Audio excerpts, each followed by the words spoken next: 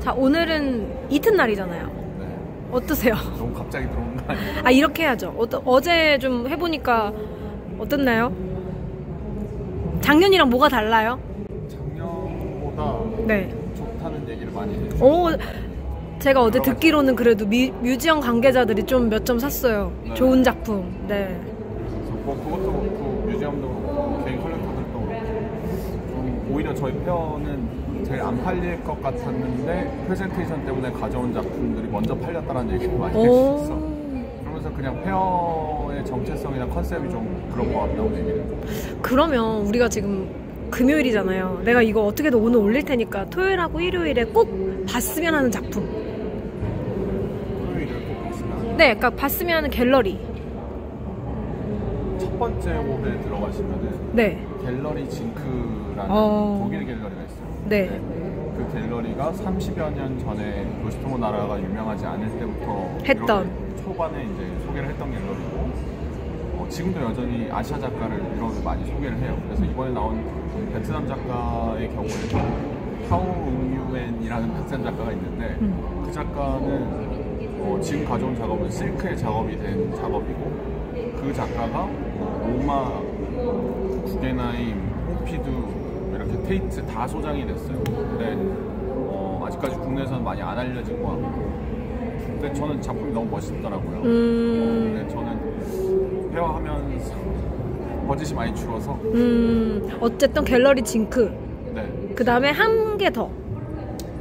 한 군데 더. 좀 한국 분들이 많이 모를 만한 거. 니노마이어도 잘 모르실 것 같아요. 그것도 역시 일본어로 있는데 니노의 경우에도 한국에 나온 게 아예 처음으로 이제 하고 있고 니노마이어는 이제 유럽에서 워낙에 활동을 많이 했었고 미국에도 브랜치가 있지만 브뤼셀하고 이제 뉴욕에 브랜치가 있는데 좋은 작가들을 그동안 오랜 시간 동안 꾸준히 많이 소개를 해왔어요. 그래서 본인만의 니노만의 어떤 색깔이 명확한 갤러리이고 아시아에서 많은 활동이 없었기 때문에 아시아에서는 많이 못 보셨을 것 같아요. 그렇게 두 개를 꼭 추천드립니다. 알겠습니다. 다 추천하지만 그래도 이거 두 개는 해봅시다. 네, 아직 많이 모르실 것 같은 게. 네, 알겠습니다. 갤러리 징크라는 곳인데요. 작년에 아트 오에노에도 이 갤러리가 왔었습니다. 방금 전에 노지명 대표가 이야기했듯이 요시토모 나라가 이제 일본 작가지만 독일에서 유학을 했잖아요. 30년 전에 요시토모 나라가 정말 유명하지 않을 때 첫 번째 전시를 했던 갤러리이기도 하고 그래서 작년에 이 갤러리 징크의 요시토모 나라 되게 좋은 작품 왔었거든요. 근데 이제 이번 전시에는 좀 새로운 신진 작가들을 많이 데리고 왔습니다. 이 작가 87년생이고요. 아까 전에 노재명 대표가 이야기했듯이 이미 해외의 좋은 뮤지엄들에는 이제 베트남의 젊은 작가인데 많이 소장이 되어 있고 판타 오웅 유엔 이름이 좀 어렵죠. 근데 이 작가의 작품 안에 이제 남매가 등장을 하는데 바와 탐이라는 남매의 모습이 좀 줄을 이루고요. 어떻게 보면 상당히 그림책 같기도 하고 좀 순수한 그런 이미지인데 식민 이후에 베트남의 서민들의 정체성을 담고 있는 작품들입니다. 그래서 본인의 나라에 주로 쓰였던 이런 전통 기법들 이런 것들이 회화에서도 많이 보이고 실크 스크린만의 그런 섬세함이 돋보이는 작품입니다. 그 다음 이 작품 멀리서 보면 그냥 풍경화인데요. 사실 자세히 보면 너무 재밌거든요. 신타 비달이라는 바르셀로나 출신 스페인 화가인데 82년생입니다. 처음에 보면은 그냥 사람들이 좀 앉아서 낮잠을 자거나 쉬고 있는 그런 모습인데 각도가 좀 이상해요. 자세히 봤더니 이 작가의 작품은 이제 본인이 작품을 감상을 하다가 돌려서 걸 수 있어요. 돌려서 걸면 또 다른 풍경이 나오죠. 현재 이번 부스에 온 작품은 이제 90도 방향으로 계속 이렇게 돌리다 보면 누워있던 사람들이 서 있기도 하고 서 있던 사람들이 이렇게 누워있기도 한데요. 어떻게 보면은 무중력 구성이라고 불리는데요. 다양한 시점과 중력의 방향이 혼재된 건축 구조를 가지고 있어요. 그래서 그냥 지나치면 풍경화지만 자세히 보고 또 돌려봐야 의미를 알 수 있는 작품입니다. 저는 양쪽, 이쪽 저쪽 다 돌려봐도 된다라고 생각을 했는데 이 작품마다 어떤 거는 시계 방향, 어떤 거는 반시계 방향으로 돌려야 이제 그림이 더 이해가 됩니다. 개인적으로 사람마다 작품 감상 포인트는 다르겠지만 누군가는 이 작품을 보면서 이게 사실은 좀 함께 있지만 고립되어 있는 느낌이 나거든요. 그래서 존재되어 있지만 연결성은 없는 그런 느낌도 들고, 또 반대로 저는 이 방향 저 방향이 한 그림에 있으니까 우리가 함께 세상을 살아갈 때 결국엔 다 다양한 방향으로 살아가는데 그게 다 다른 오답이 아니라 각자 자신에겐 정답이기 때문에. 그런데 이 작가는 인스타그램이 팔로워가 상당히 많더라고요. 그래서 이미 아시는 분들도 많을 것 같아서 한국의 작품이 온 김에 꼭 보시고, 또 인스타에 들어가시면 좀 다른 스타일의 작품도 있어요. 살펴보시면 좋을 것 같습니다. 이번엔 니노마이어인데요. 니노마이어는 부스가 좀 크고 작품도 진짜 많이 왔어요. 리스트도 진짜 많던데, 일단 이 작가는 페어에 딱 들어가면 부스의 중앙에 있고 드로잉 한 점, 양쪽에 페인팅이 왔는데요.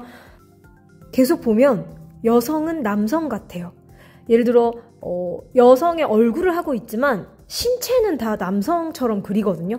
그래서 이 작가의 어떤 도록을 좀 자세히 봤더니 이 작가가 이제 우리가 알고 있는 어떤 그런 물리적인 신체, 뭐 여성, 남성 떠오르는 이미지가 있잖아요.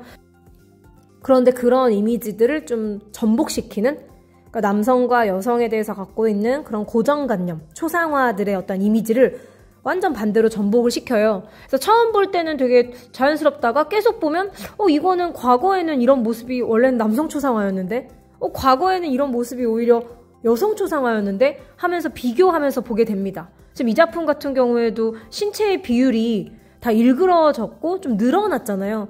저는 보면서 되게 르네상스 이후의 매너리즘 시기에 초상화 같다라고 생각이 들었는데, 그래서 우리가 서양미술사 공부하면 르네상스 시대의 초상화나 바로크 시대의 초상화, 배경이 좀 어둡고 조명을 확 킨 듯한 그런 느낌의 초상화 많이 보잖아요.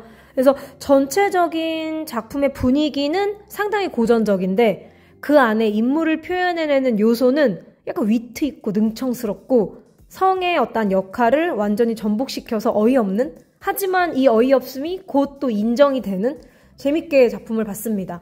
해외에서는 인기가 많은 작가래요. 그래서 한국에 온 김에 또 좋은 이치에 잘 걸려있으니까 보시면 좋을 것 같습니다. 또 니노마이어의 이 작품 같은 경우에도 이게 이렇게 비어있는 공간, 부재한 공간을 표현을 했는데 작가 자체가 이렇게 아무도 없는 부재한 공간을 그리지만 사실 자세히 보잖아요. 아무도 없는 게 아닙니다. 그림자가 있어요. 작가 본인이거나 혹은 뭐 가족의 그림자가 이렇게 비치고 있는데요. 결국엔 공간에 혼자 있는 것 같아 보이지만 누군가의 흔적과 함께 늘 살아가는 그런 느낌이 들어서 좀 재미있게 봤습니다. 제가 갔을 때는 이 작품이 한 점 정도 걸려 있었어요. 그리고 이 작가는 제가 보자마자 존 커린 아닌가? 라는 생각이 들었어요. 그래서 존 커린하고 좀 비교해서 보면 좋을 것 같은데, 이번 페어에 2점이 왔지만 요 한 작품이 걸려 있고 좀 미국의 과거의 80년대의 어떤 중산층 가정의 이미지를 그린다고 해요. 근데 보자마자 딱 이렇게 촛불 같은 이미지가 있잖아요. 그래서 바니타스적인 느낌을 연출하기도 하고 상당히 평온해 보이지만 어떻게 보면은 불안감을 늘 내포하고 있는 그런 일상? 그런 것들이 많이 느껴져서 작지만 긴장감이 좀 느껴지는 페인팅인 것 같습니다. 그리고 이 위에도 작품이 한 점 있는데 어두운 도로를 누군가가 자전거? 오토바이? 이걸 타고 외롭게 막 달리고 있어요. 근데 마블 가루? 이런 것들을 채색할 때 뿌려서 색칠을 한대요. 그래서 묘하게 표면이 이쪽 면에서 볼 때랑 저쪽 면에서 볼 때랑 되게 입체적이더라고요. 그래서 이 작품도 좀 자세히 보면서 감상을 했고요. 이 외에도 이 니노마이어는 본인들과 함께 일하는 좋은 작가들을 잔뜩 데리고 왔는데요. 바깥 부스에도 작품이 많이 있어요. 이 작품 같은 경우에도 이 작가도 인기가 많아서 많이 보셨을 것 같은데, 멀리서 보면 초상이잖아요. 옆모습인데 정말 몇 번의 획만으로 인물화를 완성을 시키죠.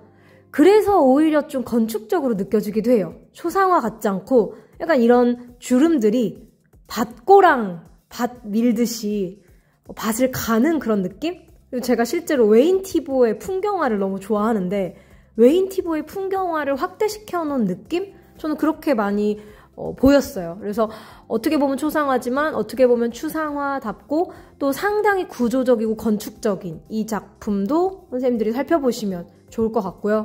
또 외벽에 재밌는 작품이 있는데 이 작가는 원래 이렇게 클레이로 조각을 먼저 해요. 옆에 보면 조각이 있거든요. 그래서 원래는 이 조각 작품하고 페인팅이 세트가 이렇게 있어요. 원래 조각을 하고 클레이로 그 다음에 페인팅. 똑같은 이미지가 있는데 이번 부스에서는 다른 게 걸렸지만 실제로 왼쪽에 클레이로 조각을 먼저 부조처럼 해놓고 그걸 가지고 페인팅으로 이제 그리는 작가입니다. 그래서 연결해서 이렇게 보시면 좋을 것 같고 이 작품은 자세히 보면 그 스탬플러 있죠. 우리가 소위 말하는 호치키스.